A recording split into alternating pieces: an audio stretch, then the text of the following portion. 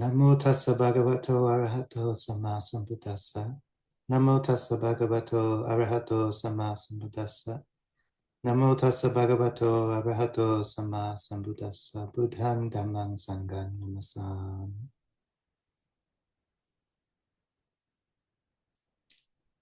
Beginning our afternoon.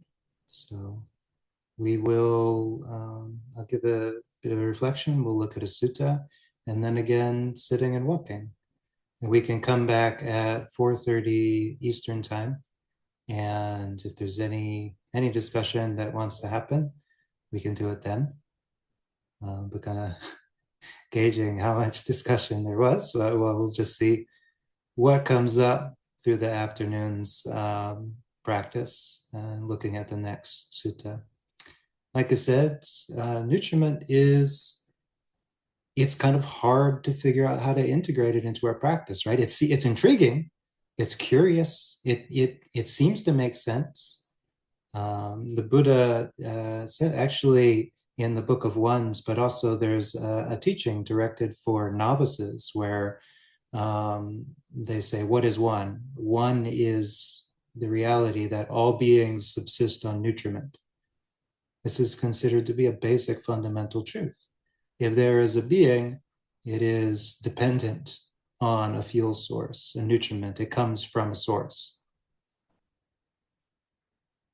Not beings aren't dependent on anything, but beings are dependent on stuff. Yeah, and so that dependency is what links them to nutriment. And there are even some beings that arise from their nutriment. There's a whole class of beings. You think of like bacteria or molds or algae, stuff like that, that are just basically going to start to arise and show up. I think in the Indian cosmology, like fruit flies just come from fruit. they're just born from rotting fruit. You leave rotting fruit and fruit flies appear. Because to them, the idea of it being colonized by bigger flies didn't make any sense at all. Like every piece of fruit you ever saw in ancient India produced fruit flies almost immediately. So they said it must be the fruit that is giving birth to the flies. Yeah. Well, we've pierced that illusion with intense study in modern science. Still, there's the reality of nutriment is just a fundamental fact of our reality. Yeah. So it's hard to kind of figure out when the Buddha says it's actually a problem. Like, well, you can't live without it, right? I think I'm a being, therefore I am dependent on nutriment. What do I do? But this is where we start to divide things. We start to say, well, there's a lot of your being that exists because of previous conditions. You've been born, so your body is here, and your body is living kind of independent to some degree of the choices that you make. And thank goodness you don't have to think, breathe in, breathe out, breathe in, breathe out. You don't, when you swallow something, you don't have to think down, no, keep down, keep going, keep going. You don't have to will your food to go through your digestive tract. Your body just knows what to do because it is a living organism. But it is not a sutta, it is not a being, it is not deterministic. Your body doesn't generate karma. Yeah, that is something that a mind does. It is the mind, the consciousness deriving from ignorance and volition. That is what we call a sutta. And that's kind of the difference between you and me and a plant. Plants don't suffer because they don't make decisions. If there's a light source, if there's a source of nutriment, they're just growing towards those. You cut off a limb, they try and grow it back, or they grow a different one. They just keep doing what they do. They're not making choices or suffering over their choices. That's something for beings, sattas, to do. Yeah. And that's where you start to connect the idea of being a being and suffering. Only beings suffer. So what is the condition for suffering? Existing. What is the condition for not suffering? Well, If I didn't exist, I wouldn't suffer, right? What do we do?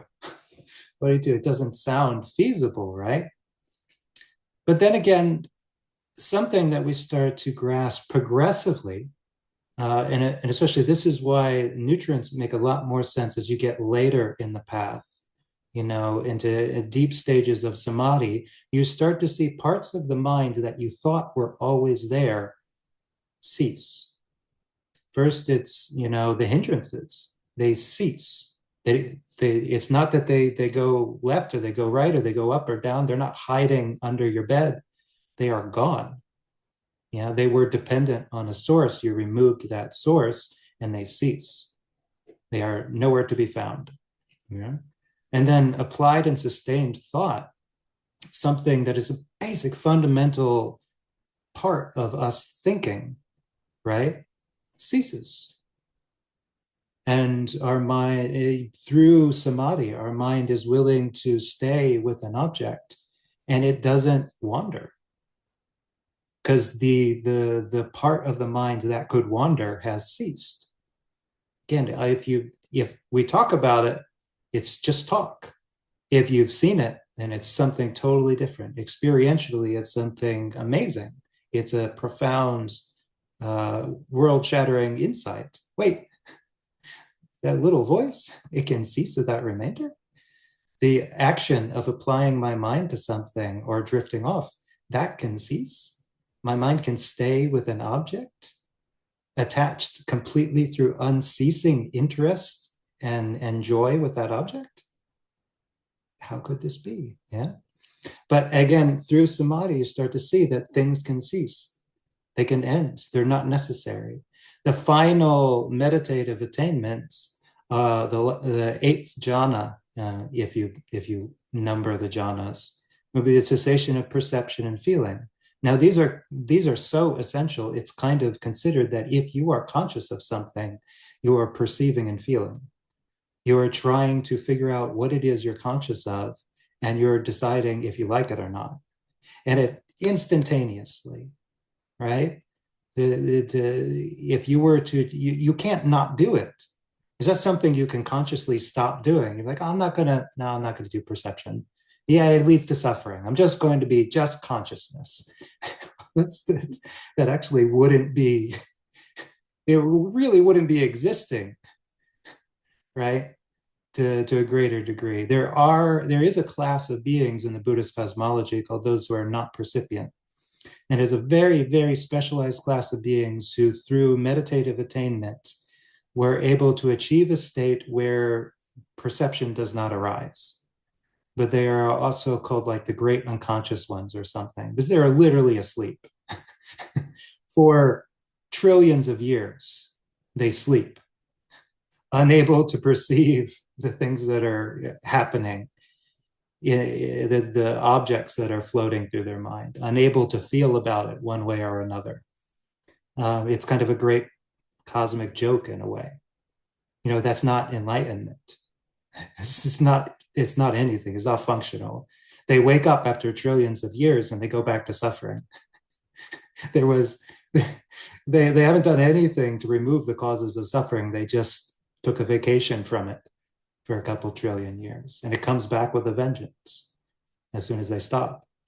So that's not that useful, but nevertheless, there's this meditative attainment where perception and feeling cease, and there's just consciousness, just pure consciousness without any of the other structure of the mind arising. And then this is where one would shift over to the fruit of non-returning. Yeah, there can be a cessation of consciousness itself. And again, it's just talk. We just talk about that. Like, yeah, I mean, it's just, why bother describing it? Yeah. But if you were to experience that, then you would have, beyond any shadow of a doubt, you would have experiential knowledge that consciousness is not everything, that there are other ways for dhammas, things, to exist without you having to have consciousness perceive them. that dhammas can arise and cease, that there can be a whole universe of a whole multiverse of existences without you having to be conscious of them and perceiving them and deciding if you like them or not. Yeah. And this is where the Buddha talks about the nibbana element. The nibbana element doesn't arise, doesn't cease. Everything that arises and ceases is within the nibbana element. That the nibbana element is not added to or subtracted from because of it. But this means that consciousness is just another dhamma. This means that existence is just another thing that's happening. How do you reach a state where you're willing to look at the actually existing as just another thing? It's just another thing in a universe full of things. And it's not even that big a deal. And you become totally okay. If it's going to cease someday, it'll cease. And we don't need to worry about it starting back up again.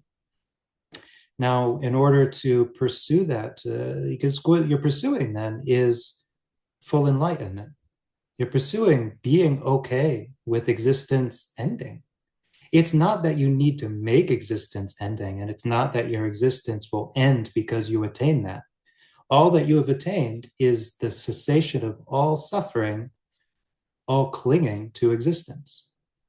Yeah. And it turns out existence is just like your body. It knows what to do. It'll do its stuff, it'll live out its time, and when it ends, and nobody needs to suffer over that. And you don't need to put in the causes and conditions for more existence. You don't need to worry about it. Why worry about it? Yeah, just relax. Yeah. And that's the later stages of the path. You realize that would actually be quite nice. Not non-existence, because again, it's very hard for the mind, which is focused on existence, to conceive of that in any way, shape, or form, but focusing on the not suffering part. What if I just related to consciousness, to sankharas, to perceptions and feelings as just other things, and saw them arising and ceasing, and it didn't bother me at all?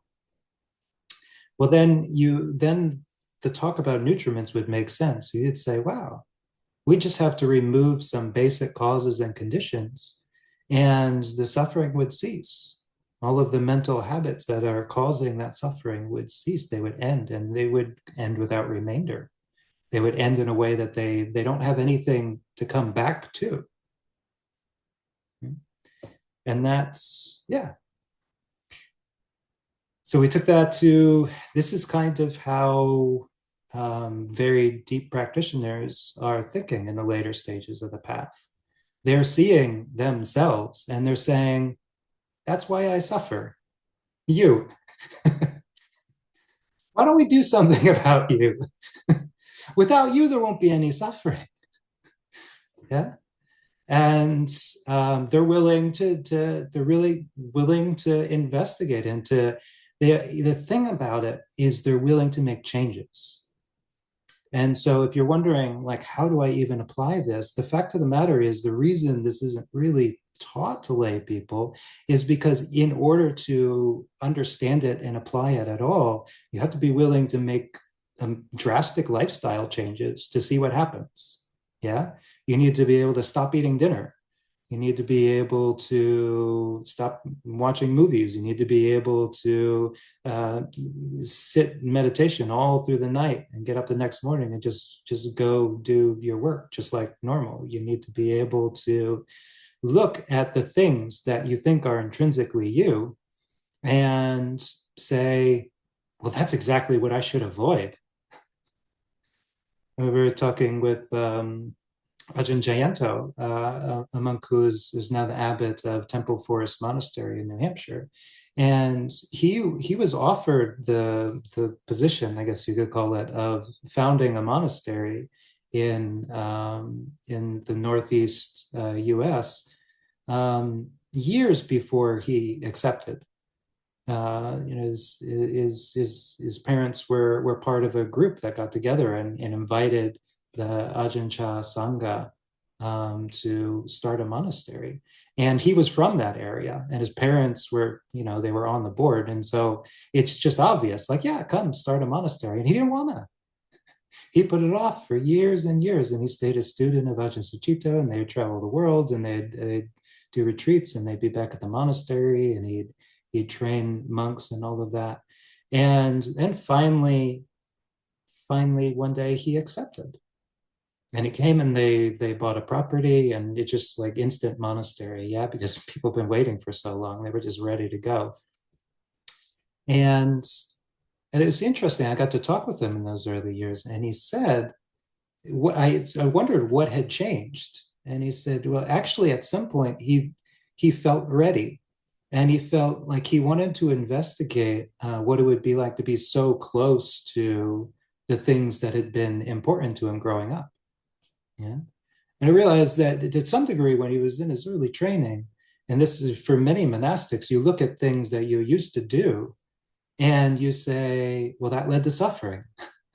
I don't know about all this other stuff, the wearing the robes and the bowls and stuff. The jury's out on whether or not that's all suffering.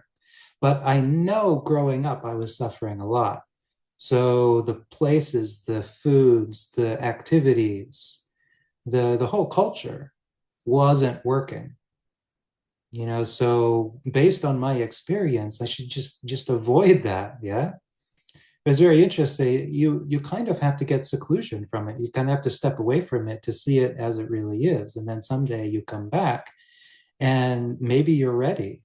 And you're like, I'm ready to see if I can be near these things and not fall into the same pits of suffering. Yeah. Which is, yeah, is a kind of is a very brave thing, but it's also at the point where you want the challenge. You don't want to come back so that you can keep going back to all of the things that you really liked. You're coming back so that you can finally see it as it really is and overcome it as a kind of last act of planting your flag and saying, no, I am done with you. No more existence like this for me. Yeah. And this is what you kind of do when you recognize something is causing your suffering, or that your suffering is dependent on something. Are you willing to actually remove that thing? And many of us will say, well, yeah, next lifetime, I guarantee I'll do it next lifetime. And that's fine. That's not even not Buddhist. That's just like there's nothing wrong with that. It's not the most, uju is not the most energetic way of approaching practice, but it's, it can work. Yeah. But if you are interested in the practice, this is one of those things. So that's enough preamble. Let's just talk about the baby jerky sutta. Okay.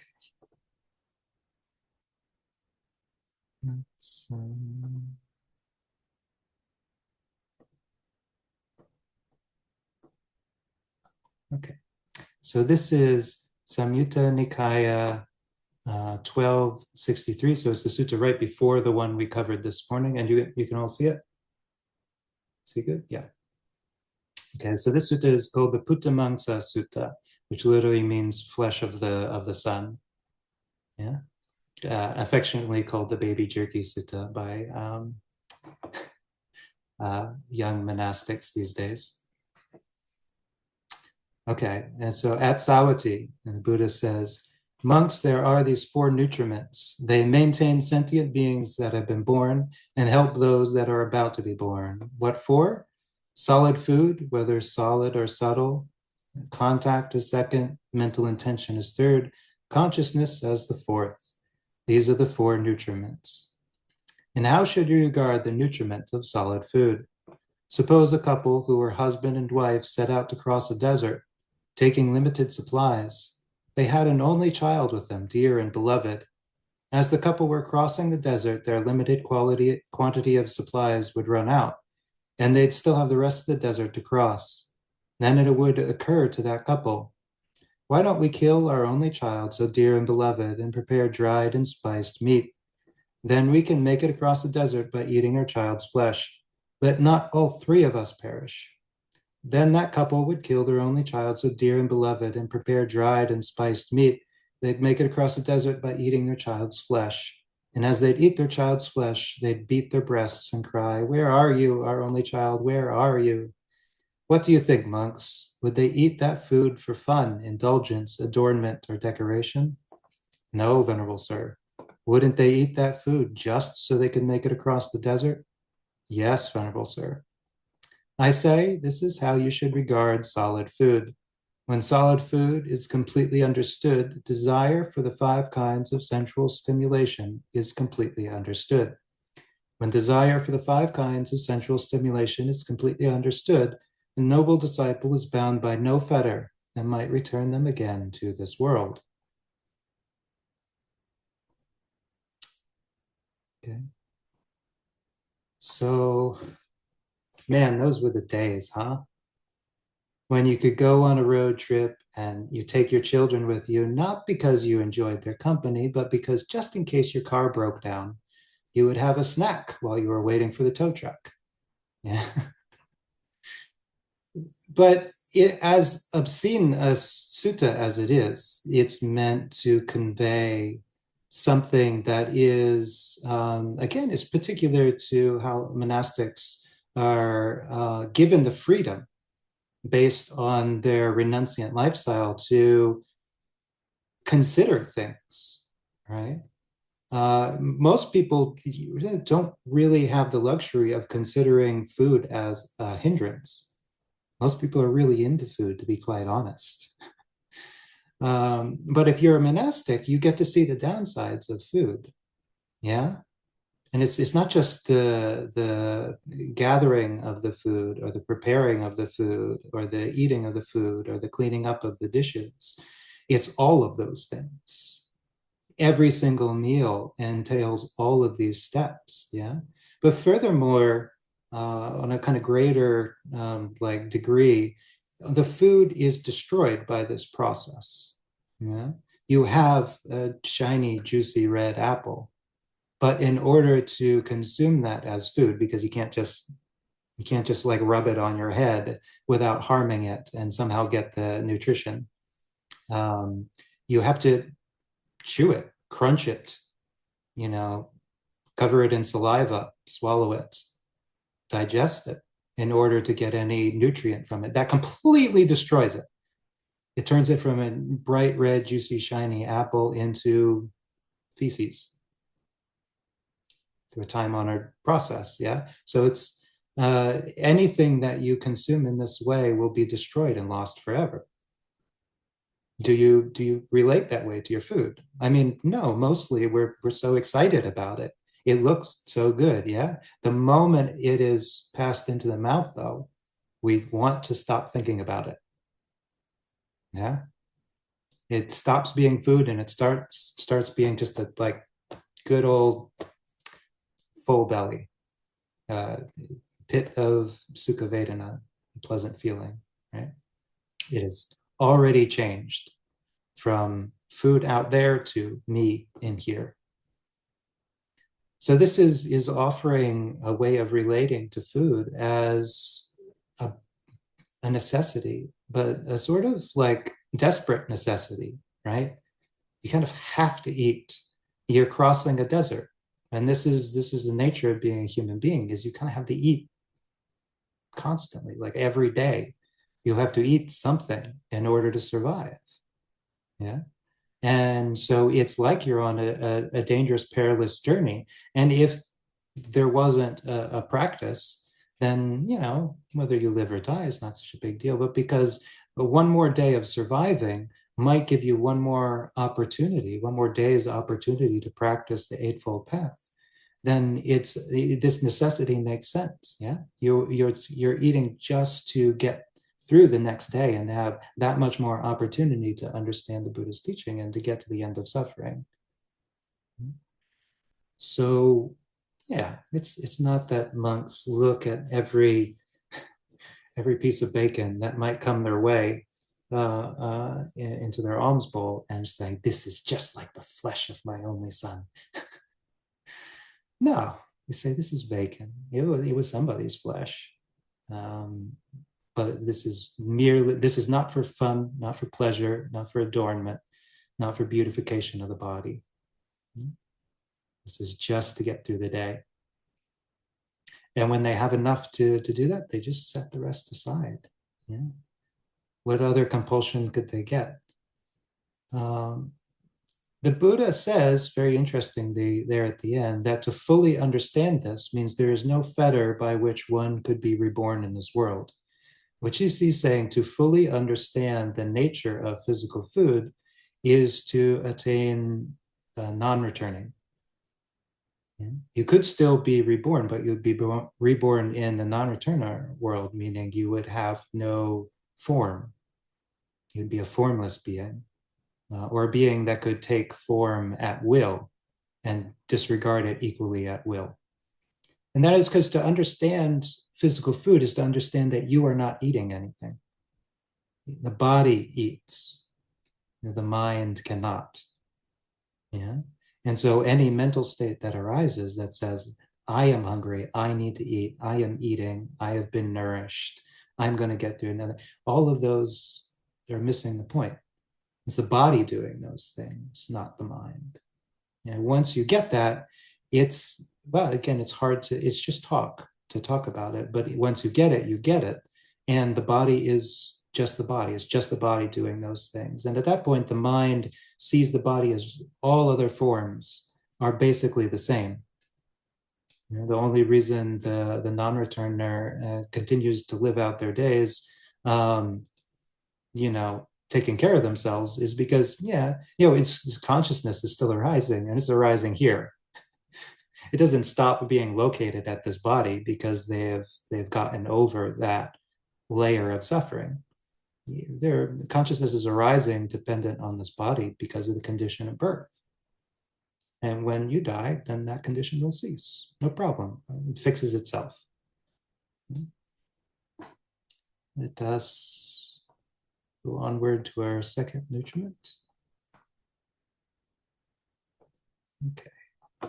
And how should you regard contact, sense contact, as fuel? Suppose there was a flayed cow, and that being a cow that's had its skin removed for some reason. Maybe they did this in India. Maybe it was for the leather or something. I don't know why they would do that. But if that cow were to stand by a wall, the creatures on the wall, like ants, would bite her. If she were to stand under a tree, the creatures in the tree would bite her. If she stands in some water, the creatures in the water would bite her. If she stands out in the open, the creatures in the open would bite her, so like flies. Wherever that flayed cow would stand, the creatures there would bite her. I say this is how you should regard contact as fuel. When contact, as a nutriment is completely understood, the three feelings, Vedana, are completely understood. When the three feelings are completely understood, a noble disciple has nothing further to do, I say. A powerful statement. So this is where the next three nutriments, the Buddha is basically saying to actually comprehend this is to attain full enlightenment. There is nothing more to be done. And that is because these last three nutriments are they're the basic conditions. They're conditioning the mind itself directly, right? And so our most subtle fetters will be associated with these. But what is contact, sense contact? Well, there is the eye, and there are visible objects. The pen, it shows up in all the Dhamma talks.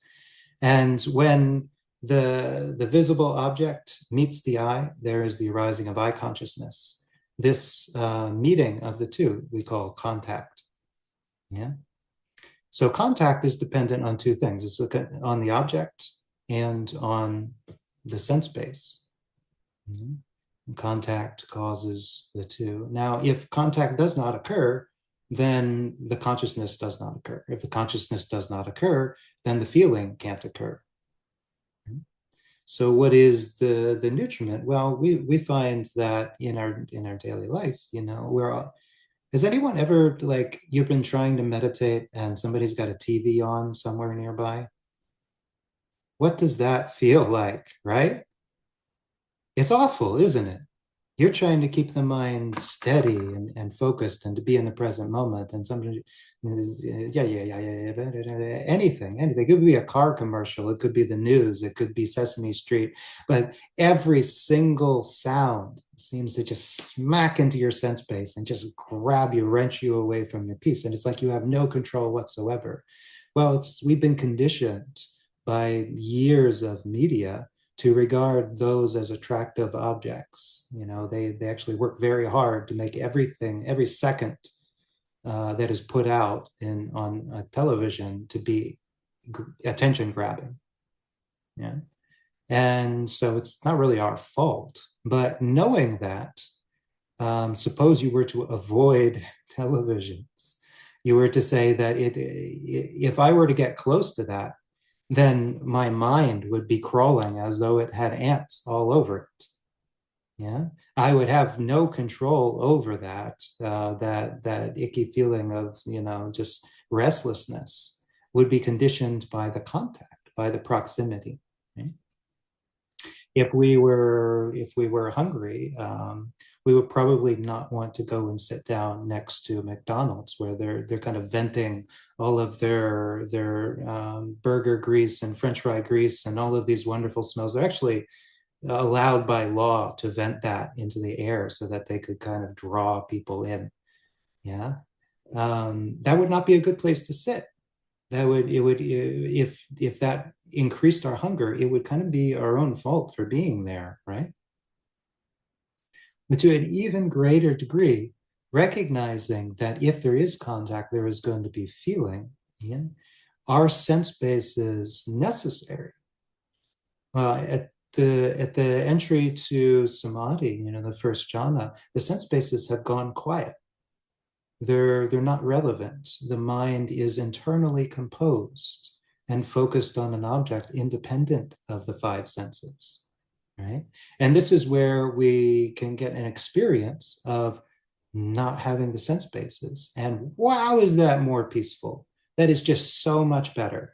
It turns out you can actually have experience that is not coming through the five senses.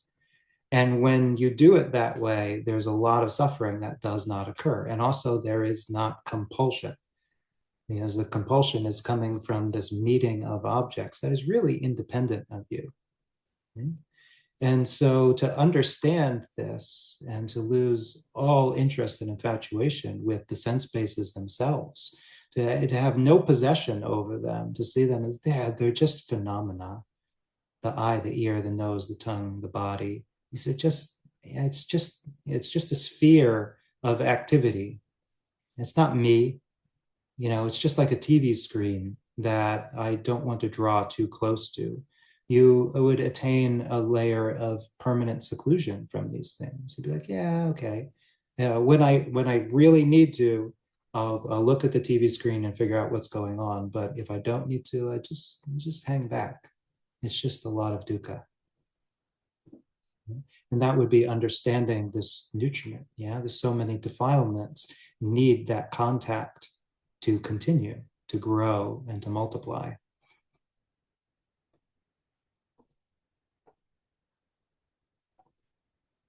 And how should you regard mental intention or manosancetana as a nutriment? Suppose there is a pit of glowing coals deeper than a man's height, filled with glowing coals that neither flamed nor smoked. Then a person could come along who wants to live and doesn't want to die, who wants to be happy and recoils from pain. That's basically, that's everybody. Two strong men would grab him by the arms and drag them towards a pit of glowing coals. Then that person's intention, aim, and wish would be to get far away. Why is that? Because that person would think, if I fall into that pit of glowing coals, this will result in my death or deadly pain. I say that this is how you should regard mental intention as fuel. When mental intention as fuel is completely understood, the three cravings are completely understood. When the three cravings are completely understood, a noble disciple has nothing further to do, I say. So we talked about manos and cetana this morning, and the idea of mental volition. And it is this part of the mind that is looking at an experience And from that, it's deciding it wants to have other experiences. Yeah. So say we see the red apple and we suspect that there's a crisp, juicy, sweet experience to be had. And so the sight of the apple draws us into thinking about cutting it and juicing it and chewing it and savoring it, right? All of these activities derive from that, the drawing close to that one object. Yeah. Or we see a couch and we think, oh, it's been such a long day. If we were wise and mindful, we would say, the moment I sit down on that couch, all of these mental activities are going to come flooding in. I'm gonna want to kick back. I'm gonna want to procrastinate on all the duties I still have left to do today. I'm gonna want to have a snack. I'm gonna want to watch something on my phone. All of these things are going to happen based on a couch. And by the way, I don't have a couch. You're just asking for it, right? That's what that is for, right? But this is how you could start to look at these central points of habit energy, right? And I say in a monastery, the place where the monks eat is not a place where they gather and hang out and read suttas, right? That is the place for eating. And when you go to eat, you're bombarded with all kinds of different sense contacts. And there's dishes and there's smells and there's people coming and going. You go there when you have to. Yeah. Yeah, but it is like standing at the edge of a volcano. You will walk around the rim of the volcano as though you're on a precarious cliff, and you will leave as soon as you can, because there's so many things that could just snare you and lead you off into all sorts of different mental states. Yeah.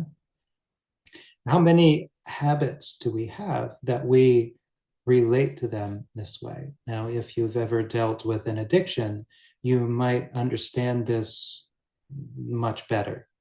If you're an alcoholic, then you probably had to learn through hard experience that you needed to make a lifestyle change, and that you cannot be an alcoholic and go hang out at a bar. It just doesn't work that way. You have to avoid the bars and the clubs and the places where alcohol is sold and everybody is drinking, because that is one of the things that connects and emboldens all of the mental activities that you are trying to overcome. And if you were a smoker, then you probably don't, if you're trying to quit smoking, you probably don't go hang out in the smoking area. Do they still have those? Things have changed a lot over the years, but they must have like a smoking area, like an airport or something, right? I don't even know. But if you were to hang out there just for fun when you're trying to quit smoking, that would make no sense, right? It would encourage and give nutriment to all of your thoughts associated with smoking, whereas that's something you're trying to overcome. If you're dieting and you're trying to lose weight, you would really be very careful about how you relate to your refrigerator. I mean, even to the point that you would, wrap a chain around the handle and just like try to slow any approach you would have to that object. You would begin to look at it as though it were a pit of glowing coals, a source of danger. And this is exactly what the Buddha is suggesting. Yeah, because once you get too close to that, it just starts working on its own. And that's the nature of volition.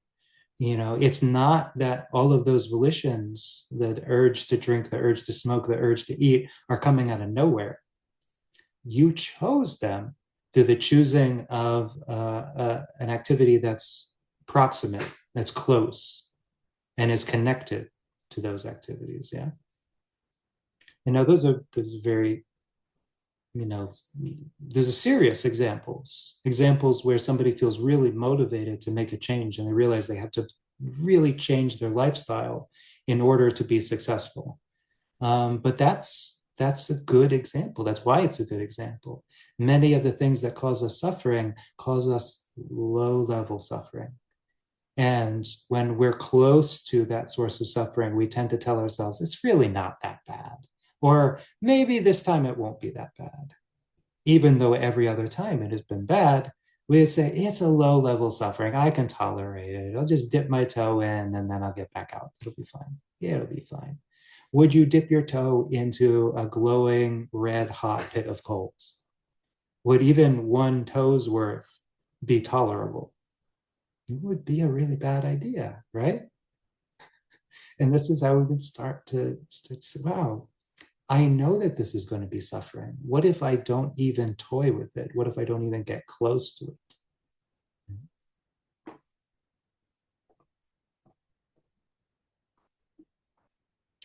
And finally, we have the nutriment of consciousness. How should you regard consciousness as a nutriment? Suppose they were to arrest a bandit, a criminal, and present them to the king, saying, Your Majesty, this is a bandit, a criminal. Punish him as you like. The king would say, Go, my men, and strike this man in the morning with 100 spears. And the king's men would do as they were told. Then at midday, the king would say, Well, how is it? How's that man? And they would say, Well, he's still alive, Your Majesty. So the king would say, Well, go and strike the man in the middle of the day with 100 spears. The men would do as they were told, and then in the late afternoon, the king would say, So, how is he? Like, he's still alive, Your Majesty. And the king would say, Go, my men, and strike this man in the late afternoon with 100 spears.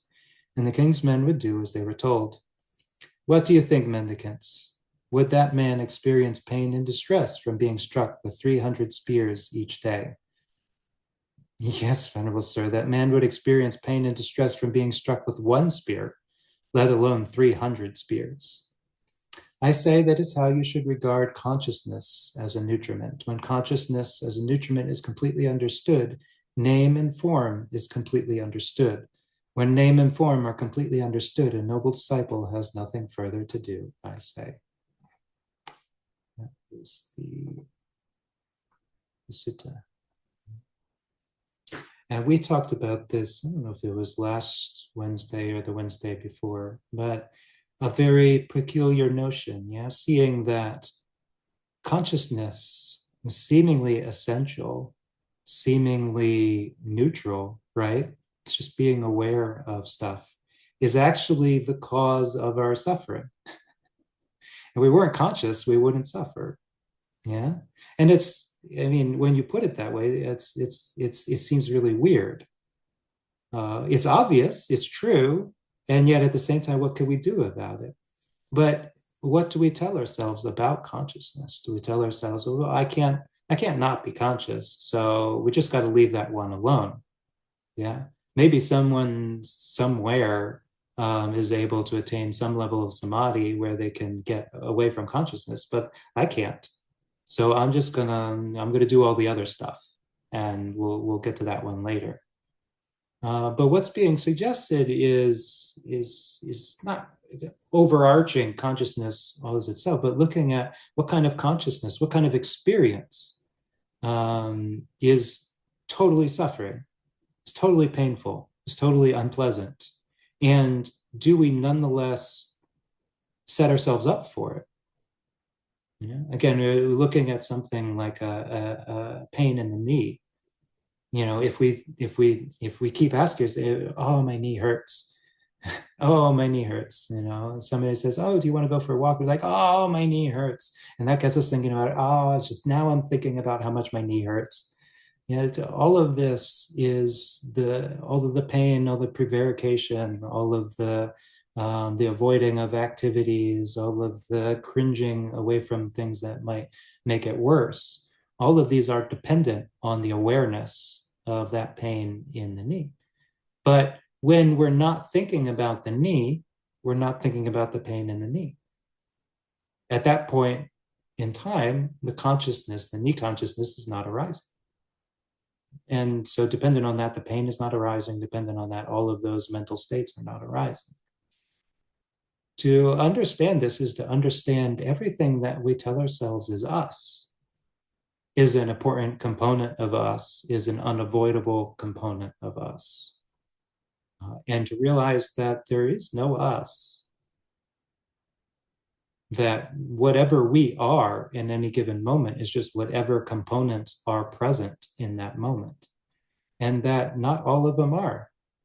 When we're not thinking about our knee, to some degree, it doesn't exist in the mind.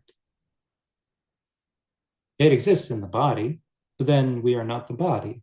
And the body is bound by physical laws and it continues to move on. It's what the Buddha calls old karma. Yeah. The body is a byproduct. We don't have to generate it every moment. But what goes on in the mind is very moment to moment because consciousness only lasts a moment. Yeah. And that really, you know, then it matters what you're paying attention to and why you're paying attention to it. So, I mean, one example that just occurs to me that seems pretty obvious is like social media, and this is something that can actually work for all the other nutriments because there's so many ways that it causes suffering. But if you notice that every time you enter social media, you feel intense emotion, whether pleasant or painful or exceedingly neutral, like very, very bored, disinterested, turned off by what you read very quickly, then, well, you could tell yourself that it's necessary that you do this, but why would you do that? Why would you tell yourself that this experience is necessary? If you were to relate to that experience like getting stabbed with a spear, then you would avoid Twitter, you would avoid Facebook, you would avoid all of these social medias as though, it was somebody trying to stab you. Somebody is saying, "Oh, did you hear what was like?" No, no. Why would I do that? Why would I look into that? It would hurt. And very necessarily, certain social groups you would no longer be a part of. But if those social groups were based on and founded on suffering, maybe that would be a good thing. And again, this is a voluntary choice, a voluntary exploration. Nobody can tell you like, no, you've got to stop doing that thing. Even if somebody forced you to stop doing that, if you didn't come to the understanding that it was suffering, then the desire for it would still remain. And as in the sutta this morning, is the desire that leads you towards these nutriments, that draws you close to them. The desire is the reason you incline towards them at all in order to get stuck, or in this case, struck. Yeah. You get too close to the thing and you get stabbed. So just give it up. Give up that experience. And maybe just like consciousnesses still arise. Maybe every once in a while you are aware of the knee. Maybe every once in a while you do hear something about what somebody said on social media. Maybe every now and then you do catch a piece of news that is distressing, but you didn't seek it out. You didn't desire it. You just receive it. It arises, you feel it, and then it goes its own way. There's no nutriment, there's no dwelling on it, there's no building an identity around it. So it has nothing to survive on. There's no fuel, there's no binding agent to keep it in your mind, and it just slides right back out. And that would be, it wouldn't immediately remove the suffering of that experience, but it would remove the cause of any future suffering from that. It would remove the continuity of suffering, such as, is what samsara is. It's not just that it's unpleasant in the moment, it's that it continues to be unpleasant. And we've got these conditions that keep us in the middle of it over and over and over and over and over. Okay, so that's some basis for this. If we come back at 4:30 and you have any questions, bring them up then. This is very kind of out there, but maybe it really gets the mind thinking. And maybe you've even come to some conclusions about how you could use this that I haven't, which would be great. I'd love to hear it. So we'll sit and walk on the half hours, and then if you're still around at 4:30 Eastern time, then we'll chat then.